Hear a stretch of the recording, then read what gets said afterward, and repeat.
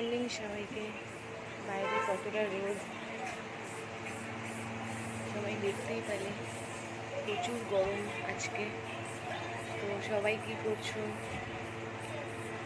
আমি এই বসে আছি মিষ্টিকে খাইয়ে। মিষ্টি দুধ খেয়েছি সকালবেলা,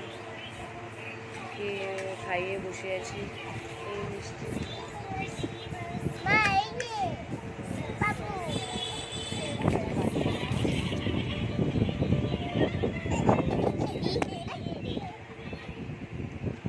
হাই করে দাও